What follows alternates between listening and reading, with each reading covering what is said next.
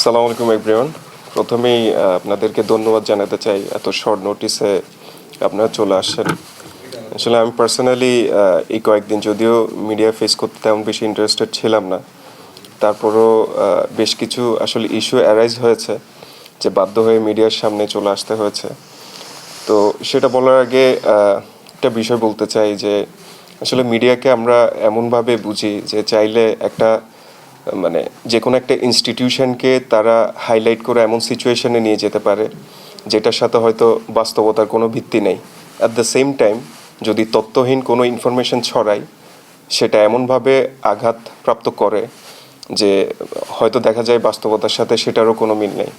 যেমন লাস্ট যেই একটা ইস্যু আপনারা হয়তো গতকাল দেখেছেন যে আমার ফোন জব্দ করা হয়েছে, এটার বিষয়টা এমনভাবে দাঁড়ায় অ্যাজ ইফ ওই যে ফারুক ভাই 1200 কোটি টাকা আপনার খেয়ে ফেলছে, বিষয়টা হচ্ছে এরকম। তো সামহাউ আমরা ওয়ার্ডিংগুলো এমনভাবে ইউজ করি যার কারণে মনে হয় যে অ্যাকচুয়াল যে সিচুয়েশন সেটার বাইরে গিয়ে অনেকেই অনেক কিছু মিন করে। তো আমি প্রত্যেকটা বিষয়ে আসবো ইনশাল্লাহ। তো বিষয়গুলোতে আসার আগে একটু আমি আমাদের প্লেয়ারদের মেন্টাল সিচুয়েশন, যেটা হয়তো ক্যামেরাবন্দি হচ্ছে না, বাট আমার মনে হয় যে আমার জানানো উচিত আমার প্লেয়াররা কে কোন সিচুয়েশনে আছে।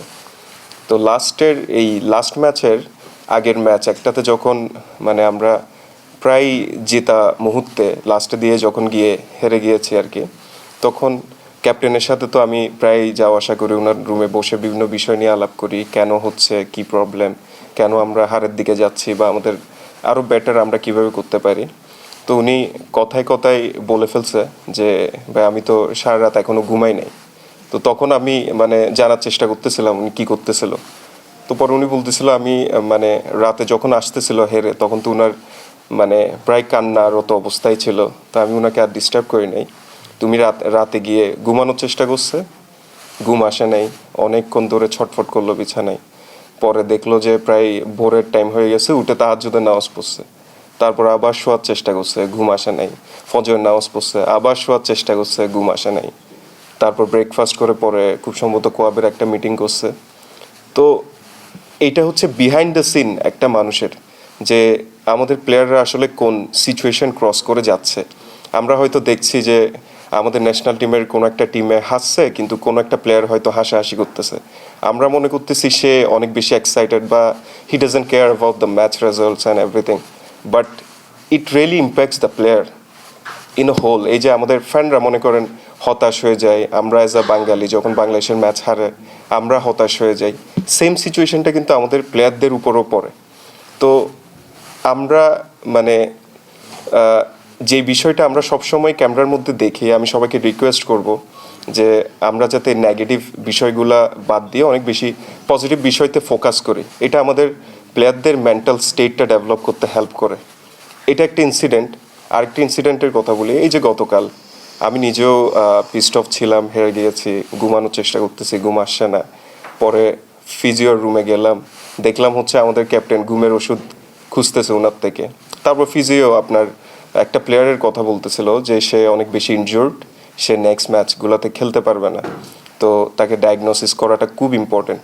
তো অনেক বিষয় থাকে যেগুলো আমরা হয়তো মানে দেখি না, বাট অ্যাকচুয়ালি প্রত্যেকটা ম্যাচের পর এক একজনের কন্ডিশন এক এক রকম হয়ে যায়। তো এত ইন্টেন্স একটা সিচুয়েশনে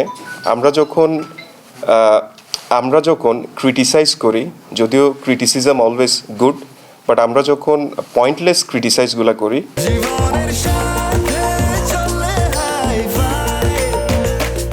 স্বাস্থ্যকর অল টাইম হানিকম, সব সময় অল টাইম হেলদি লাইফ, সেগুলা মানসিকভাবে অনেক বেশি বিপর্যস্ত করে ফেলে।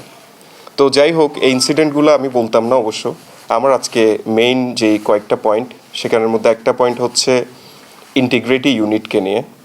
তো ইন্টিগ্রিটি ইউনিটের বিসিবি একটা ডিসিশন নিয়েছে, এবার ইন্টিগ্রিটির বিষয়ে কোনো ছাড় দেওয়া হবে না।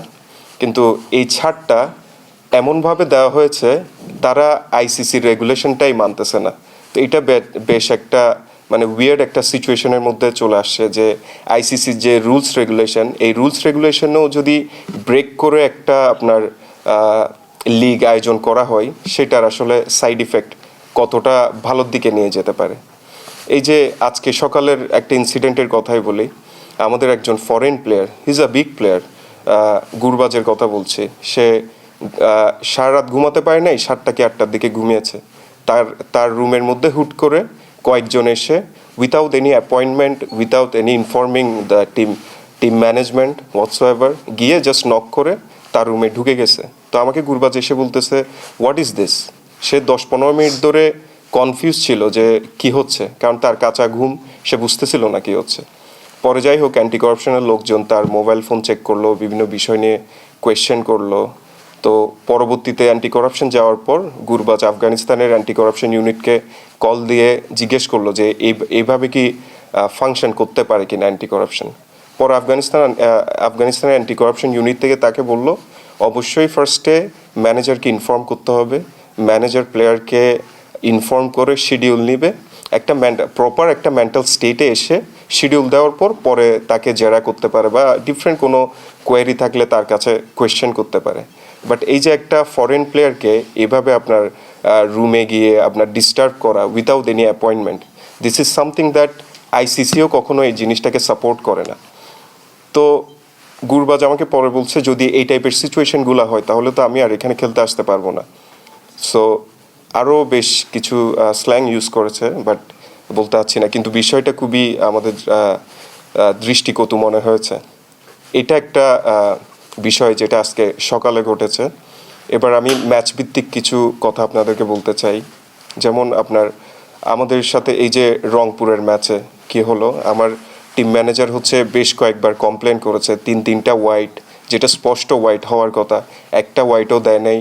পরবর্তীতে এই যে সাইফ এর আগের ম্যাচগুলোতে পারফরমেন্স ভালো দেখাতে না পারার কারণে তার যেই মানসিকভাবে সে যে বিপর্যস্ত হয়েছে, আমি মিঠুন ভাইয়ের সাথে কথা বলছি, আমি বলছি ভাইয়া সাইফের এই সিচুয়েশন কেন।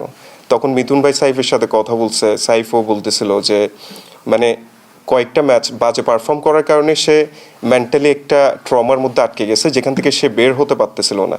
তো আমাদের তাকে ইদার ব্রেক দেওয়া দরকার ছিল, কিংবা অ্যাট দ্য সেম টাইম তাকে কনভিন্স করে যে না তুমি পারবা, তুমি ব্যাক করতে পারবা, এই টাইপের মোটিভেশন দেওয়ার দরকার ছিল।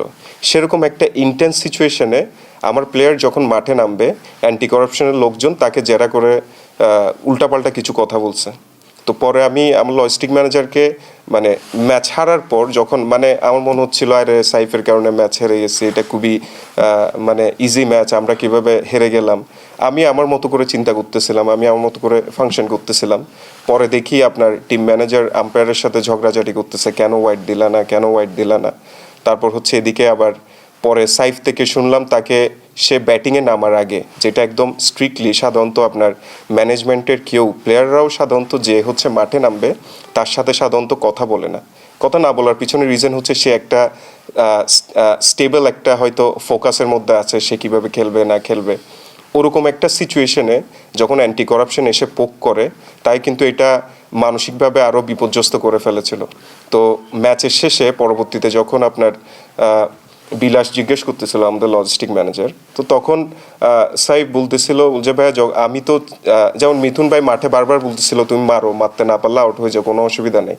তো আমাদের লজিস্টিক ম্যানেজারকে বলতেছিল যখন অ্যান্টি করাপশন আমাকে চার্জ করছে তখন তো আমার মনে হচ্ছিল আমি যদি প্রথম বলে আউট হয়ে যাই আমি তো ফিক্সিং করতেছি। তো এই যে একটা ট্রমা, এই জিনিসগুলো তো খুবই আনহেলদি কিছু সিচুয়েশন, এই জিনিসগুলো তো কখনো কাম্য নয়। এই যে আপনার সাইফের সাথে ইস্যু হলো, রংপুরের ম্যাচে আমাদের 3টা হোয়াইট দেয় নাই। তারপর হচ্ছে যেই সাইফকে আমি অ্যাকিউজ করতেছিলাম ম্যাচ হারানোর জন্য দায়ী, সেই সাইফকে মেন্টালি আপনার টর্চার করা, এটা কতটুকু যৌক্তিক, এটা আমার বিসিবির কাছে কোয়েশ্চেন থাকবে। এবার আসি হচ্ছে নেক্সট ম্যাচের বিষয়ে।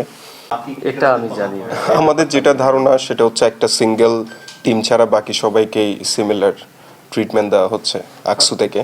আর আমাদের সাথে যেটা হচ্ছে, যেমন ধরেন আমাদের একটা ফর্মাল যদি অ্যাপ্রোচ থাকতো যে আমাদের প্রত্যেকটা প্লেয়ারই তো ইন্টিগ্রিটির বিষয়ে সত্যি কথা হচ্ছে আমাদের কারোই আপনার সুযোগ দেওয়ার স্কোপ নেই, তাই না? আমরা তো সবাই চাই 100% ট্রান্সপারেন্সি থাকুক, ইন্টিগ্রিটি স্ট্রং থাকুক ম্যাচে।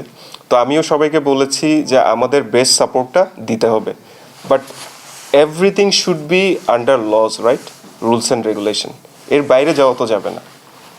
সাথীক ভাইয়ের কাছে একটা কোশ্চেন, আপনি হচ্ছে যেটা বলছিলেন যে আপনি এর আগে বিপিএল শুরুর আগেও বলছিলেন যে ইন্টিগ্রিটিতে আমরা সর্বোচ্চ সাপোর্ট করব, এবং এটা মিঠু ভাইও তিনিও বারবার বলছিলেন।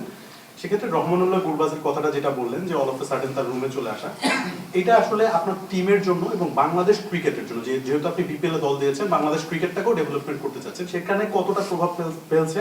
কারণ সামনে আপনাদের ফরেন প্লেয়াররা আসতে চাবে কিনা, বা এই ধরনের একটা ইস্যু তাদের উপর এফেক্ট করবে কিনা। আরেকটা কোশ্চেন, আপনি বারবার একটি দলের কথা বলছিলেন, একটু স্পেসিফিক ভাবে বললে ভালো। না, আমি এটা দলটার কথা স্পেসিফিকলি বলতে পারবো না, এটা আপনাদের খুঁজে বের করতে হবে। আমি জানি you guys are very smart, এটা অলরেডি ফেসবুকে চলে আসার কথা কোন দলের কথা বলছে।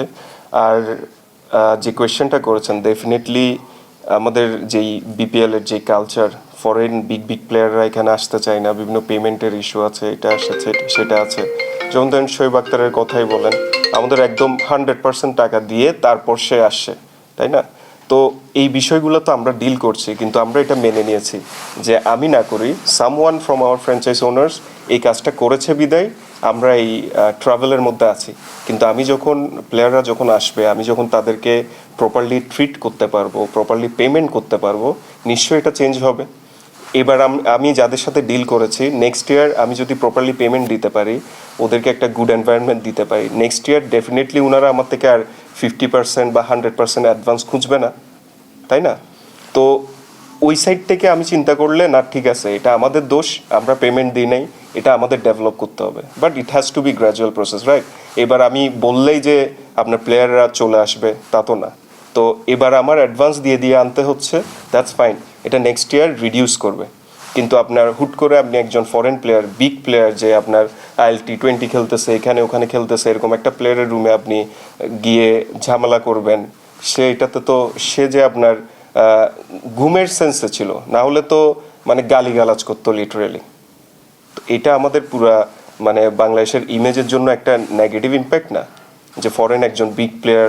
আমি আরও অনেকজনের কাছে গিয়েছে, আমি তাদের নাম বলছি না, কিন্তু আমি স্পেসিফিকলি গুরবাজের কথা বলছি, কারণ সোফার পুরো বিপিএল এর মধ্যে best batsman, one of the best batsman তো গুরবাজি, তাই না? নিশ্চয়ই তার রেপুটেশনও তেমন।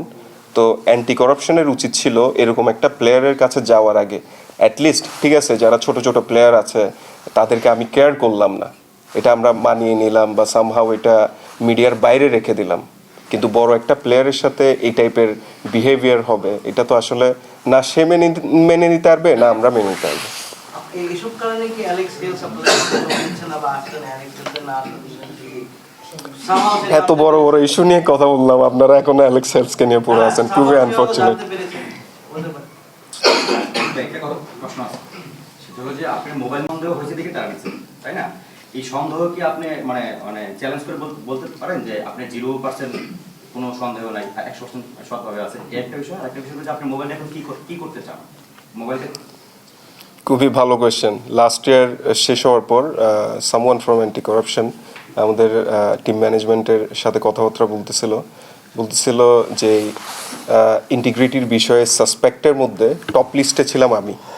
সারপ্রাইজিংলি ওনারা এত গবেষণা করে আমার ব্যাপারে কোনো কিছুই বের করতে পারেনি, কারণ আমি তো জানি আমি কতটুকু ক্লিন, তাই না?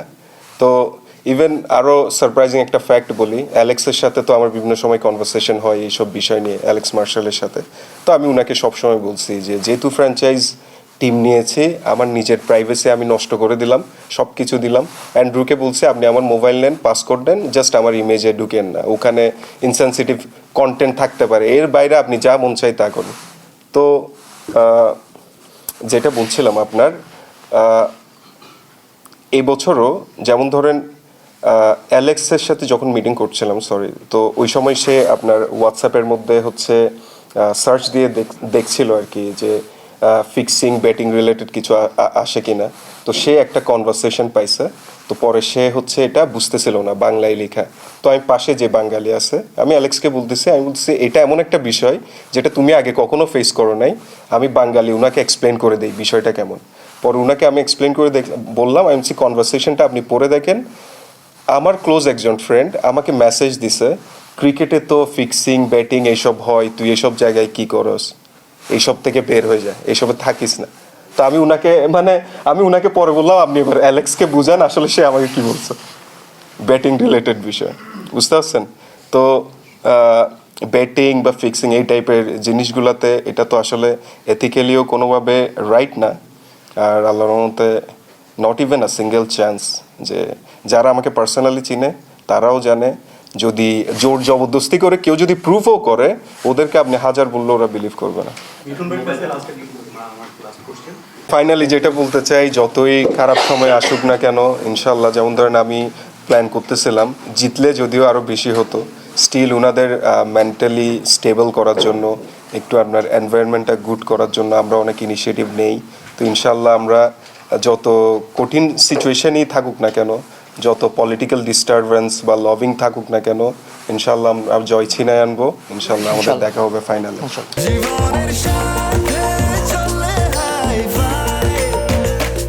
স্বাস্থ্যকর অল টাইম হানিকম, সব সময় অল টাইম হেলদি লাইফ।